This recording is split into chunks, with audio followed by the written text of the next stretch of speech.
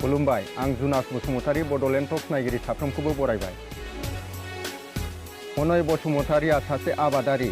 आबाद मावनानै ओनसोलाव बयजोंबो सिनायजानाय आरो मुंदांखा जानो हादों। गोसो जायोब्ला आरो गोब्राब नाजानाय थायोब्ला सुबुं माहारिया गासै बिथिङाव जाफुंसार जानो हायो।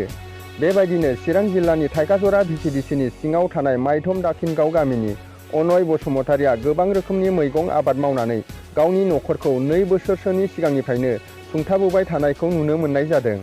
बिनिखायनो गावजों लोगोसे बेकार थानाय लाइमोनफोरखौ बेकारि थायालासे आरो साख्रि बाख्रिखौल' गोसो होआलासे आबाद बिथिङावबो गावखौ नांथाबनो खावलायदों बिथां आबादारि अनय बसुमतारीया। चिरांनिफ्राय इजराइल बसुमतारी, बडलेण्ड टक्स।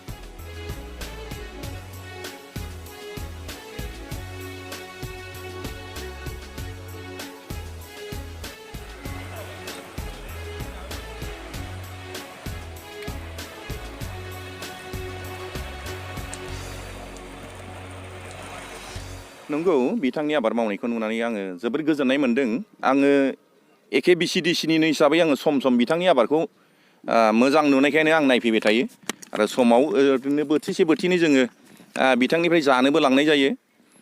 बिथाङा गोथौ सिन्था खालामनानै माने आबादखौ मावदों आरो बांसिननिफ्राय बांसिन बोसोरफा एफा बारा मावबोगासिनो, बांसिन मावबोगासिनो आरो साबसिनबो जाबोगासिनो आरो बेखौनो लानानै बिथाङा माखासे न'खर खुंनायाव माखासे सहाय मोनगासिनो दङ।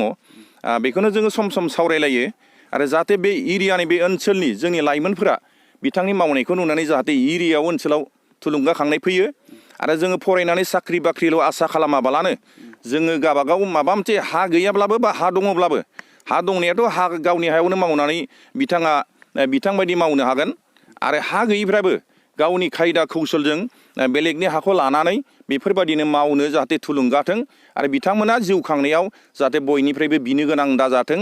बेखायनो बेखौनो आसा खालामदों जों ओनसोलनि जानानै। थांनाय बोसोरनैसो सिगांनिफ्रायनो बेबायदि एसे आं आबादखौ मावबोबाय थादोंमोन। देग्लायनि बोसोराव आङो एसे बांसिनै आबादखौ मावनाय जादों। गोबां खस्थ' खालामनायनि गेजेरजोंबाबो आङो आबादखौ मावनाय जादों। दा बाहाय गोबां रोखोमनि आबाद दङ। फुलकबि, अलकबि, बान्दा कबि आरो टमेट', आलु, फान्थाव बायदि आबाद दङ। दा बाहाय मोजां मोनदों आङो आबादखौ मावनानै। आबादाबो नोंथांमोनानो नुबाय निस्सय एसे जादों। दा बेखौ मावनानै आङो खोब गोजोननाय मोनदों आरो साक्सेसफुल जानाय बायदि मोनदों आरो। नोंथाङा बे आबादखौ मावनायाव बेसेबां बोसोरनिफ्राय मावबोदों? आङो बे आबादखौ बेबायदिनो एसे बोसोरथाम बोसोरब्रैसोनि सिगांनिफ्राय मावदोंमोन।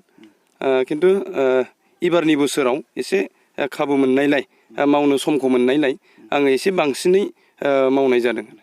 नोंथाङा सोरनिफ्रायबो थुलुंगाखां मोनसे सापर्ट मोनदों नामा? ओरैनोथ' आं बेबायदि रावनिफ्रायबो बर्थमानाव दासिमाव बे आबाद मावनायनि सायाव जेबो थुलुंगानाय मोनाखै। आंनो गावनो खस्थ' खालामनानै नैबे आबादखौ आङो मावनाय जादों।